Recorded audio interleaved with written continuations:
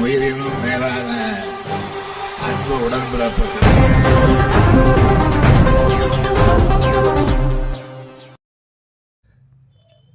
100 நாள் வேலை திட்டம் பெயர் மாற்றத்துக்கு எதிராக தாராபுரத்தில் திமுக கூட்டணி கட்சிகள் கண்டன ஆர்ப்பாட்டம்.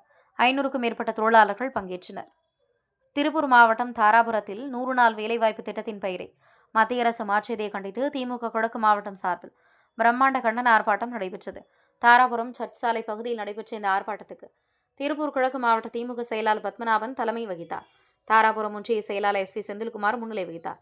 இந்த ஆர்ப்பாட்டத்தில் தாராபுரம் நகர செயலாளர் முருகானந்தம், நகரமன்ற தலைவர் பாப்புகண்ணன், காங்கிரஸ் கட்சியின் திருப்பூர் தெற்கு மாவட்ட தலைவர் வழக்கறிஞர் தென்னரசு, VCK கிழக்கு மாவட்ட செயலாளர் ஓவியர் மின்னன், கம்யூனிஸ்ட் கட்சியின் வட்டார தலைவர் கனகராஜ் உள்ளிட்டோர் கலந்து கொண்டு பாஜக தலைமையிலான மத்திய அரசை கடுமையாக பேசி கண்டித்தனர்.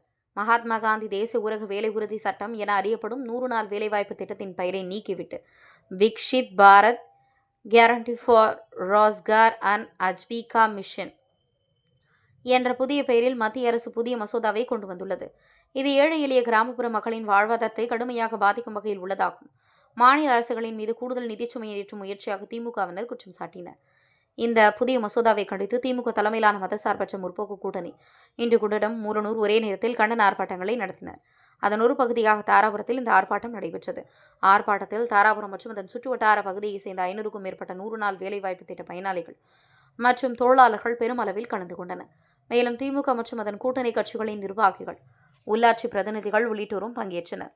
கிராமப்புற மக்களின் வாழ்வாதாரத்தை பாதுகாக்கும் வகையில் புதியதாக கொண்டு வரப்பட்ட VBG ராம்ஜி மசோதாவை உடனடியாக திரும்ப பெற வேண்டும் என்பதே இந்த கோரிக்கையின் வலியுறுத்தப்பட்டது. முன்னதாக 100 நாள் வேலை திட்டத்திலிருந்து மகாத்மா காந்தியின் பெயரை நீக்குவது உரிமைகள் சார்ந்த வேலைவாய்ப்பு சட்டத்தின் ஆன்மாவை சிதைப்பதாகும் என ஆர்ப்பாட்டக்காரர்கள் தெரிவித்தனர்.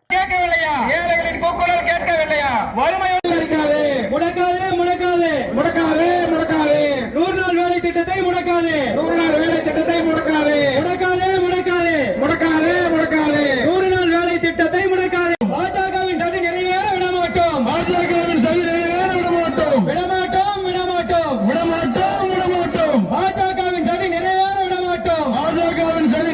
விடமாட்டோம். கண்டிக்கின்றோம்.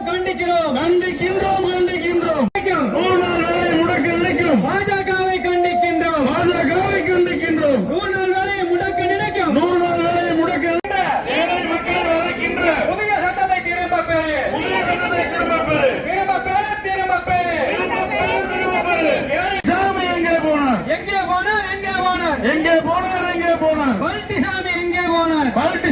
எங்கே போனார்? ஊர் மக்களை மறந்துவிட்டு கண்டன உரை தொடங்குகிறது.